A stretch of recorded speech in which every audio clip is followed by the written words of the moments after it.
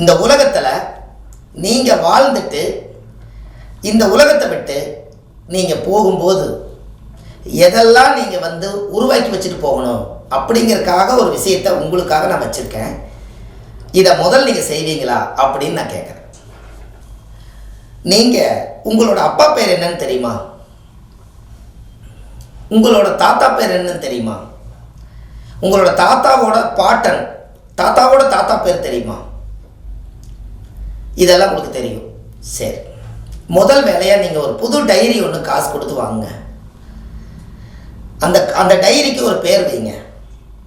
நான் வாழ்ந்த சரித்திரம் அப்படின்னு ஒரு பேர் வைங்க. நான் வாழ்ந்த சரித்திரம் அப்படின்னு ஒரு டைட்டில் கொடுத்து அந்த டைரி வேறு எதுக்கு யூஸ் பண்ணாதீங்க.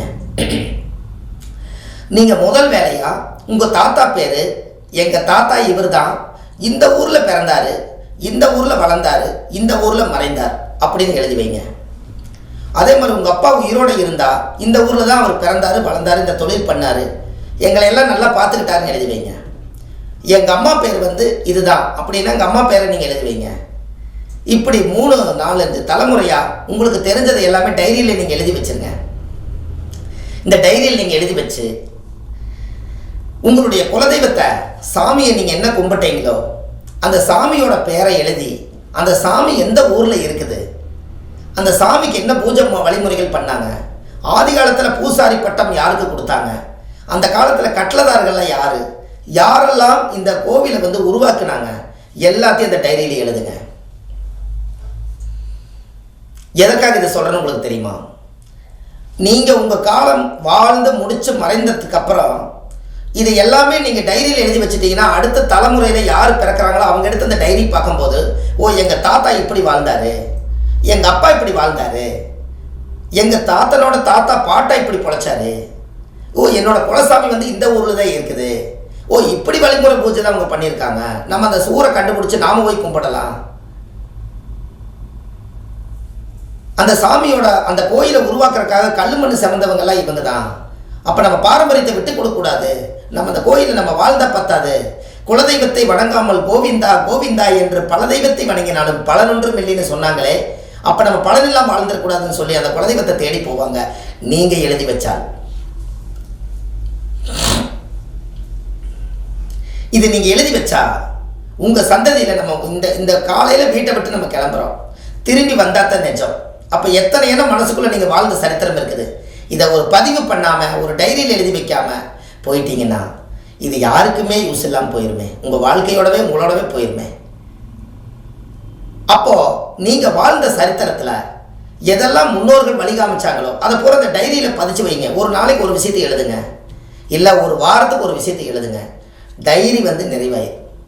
அந்த டைரி பொக்கிஷமாக அதுக்கு ஒரு மஞ்சள் துணி போட்டு கட்டி ஒரு பீர்வாவில் நகை எப்படி காப்பாற்றுறீங்களோ, பத்திரத்தை எப்படி வைக்கிறீங்களோ அது மாதிரி இதையும் பத்திரமா வைங்க. பத்திரம் பத்திரம், அதனால தான் அது பேர் பத்திரம்னு பேர் வச்சு, பத்திரமா வச்சுக்கிற பேர் தான் பத்திரம். அப்போ இந்த முன்னோர்கள் எல்லாம் இவங்களை எல்லாம் அந்த காலத்தில் அவங்க பாருங்க, இப்போ இருக்கிறவங்க குலதெய்வம் தெரியலன்னு இப்போ இருக்கிறவங்க குலதெய்வம் தெரியலன்னு நம்ம கிட்ட ஜாதகம் பார்க்க வர்றாங்க. இதுக்காகவே நான் இதை யோசித்தேன், இதுக்காகவே இதை நான் யோசித்தேன்.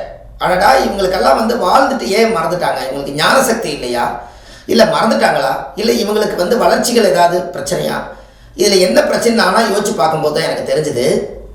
அந்த காலத்துலையாவது பனையோலை அதிலையாவது எழுதி வச்சு அந்த காலத்தில் ஓலைச்சுவடியில் எத்தனையோ சித்தர்கள் உருவாக்கி ரகசியத்தை கொடுத்துட்டு போனாங்க. இன்றைக்கி தான் உங்களுக்கு நோட்டும் பேனா வந்துருச்சுங்களே, அது இல்லாமல் கல்வெட்டு வந்துருச்சு, மிஷின் கல்வெட்டு வந்துருச்சு. அடித்து வச்சுட்டு போங்க, காலத்துக்கு அழியாத கல்வெட்டை வைங்க. வசதி இருக்கிறவங்க கல்வெட்டிலே போட்டு ஒரு சரித்திரத்தை உருவாக்கி உங்கள் வீட்டில் நட்ட வச்சுட்டு போங்க. எங்கள் தாத்தா அவர் கல்வெட்டில் போட்டிருக்கிறார், இப்படி தான் வாழ்ந்தாருன்னு அவர் கல்வெட்டு அடித்து வச்சுக்கிறாருன்னு கொஞ்சம் காசு செலவு பண்ணுங்களேன், கொஞ்சம் காசு செலவு பண்ணுங்க, சரித்திரத்துக்காக செலவு பண்ணுங்க. உங்கள் வாழ்க்கையில் வாழ்வது ஒரு முறை, வாழ்த்தட்டும் தலைமுறை. தலைமுறை தலைமுறையாக வாழ்த்தறக்கு உங்களோட சரித்திரத்தை நீங்கள் எழுதி வைங்க. உங்கள் வாழ்க்கை ரொம்ப பிரமாதமாக இருக்கும், உங்களால் முடியும். கண்டிப்பாக செஞ்சு வச்சுருப்போங்க. நான் ஒரு கோவில் கட்டி கும்பாபிஷேகம் பண்ணி வச்சுருக்கேன். அதில் போட்டு வச்சுருக்க சுப மாரிமுத்து, பாரம்பரிய திருவள்ளுவர் குல வம்சம், பிரசன்ன ஜோதிட ஞானி அப்படின்னு எல்லாம் போட்டு, எங்கள் அப்பா வேறு எங்கள் தாத்தா வேறு, எங்களுடைய குடும்பத்து பேரெல்லாம் போட்டு நான் எல்லாத்தையும் நான் எழுதி வச்சு நான் ஒரு பெரிய ராஜகோபுரம் கட்டி வச்சுருக்கேன். இன்றைக்கி போய் பார்த்தாலும் என்னுடைய காலத்தில் ஒரு ராஜகோபுரத்தை ஒரு மனுஷன் கட்டி வச்சாருன்னு, நம்ம காலம் இருக்க வரைக்கும் இருக்கட்டும், ஒரு காலத்தில் நம்ம இந்த மண்ணை விட்டு போகத்தான் போகிறோம். அன்னைக்கு எனக்கு பிறக்கிற பையனுக்கு ஒரு குழந்தை பிறந்தால், என்னுடைய பையன் எனக்கு என்ற வளர்த்தியில் இருக்கார், அவருக்கு இன்னொரு 5 வருஷம் 10 வருஷம் போனால் கல்யாணம் ஆகும், அவருக்கு ஒரு பேரம்பேத்தி பிறக்கும், அவங்க கொஞ்ச நாளான விவரம் ஆயிடுவாங்க. அதுக்கப்புறம் போய் எங்கள் தாத்தா தான் சுப மாரிமுத்துன்னு ஒரு குழந்தை சொல்லும். அப்போ போய் பார்த்தா அந்த ரெக்கார்டு அங்கே இருக்கும். ஓ, எங்கள் தாத்தா இவ்வளோ பெரிய வேலையை அந்த காலத்தில் செஞ்சு வச்சுக்கிறாரா, அப்போ நம்ம போய் காப்பாற்றணும், எங்கள் தாத்தாவுதாக்கு அப்படின்னு அதை கட்டி பிடிச்சிக்கணும். இதை நான் இன்றைக்கே உருவாக்கி வச்சுருக்கேன். நான் உருவாக்கி வச்சுட்டு தான் உங்களுக்கு சொல்கிறேன்.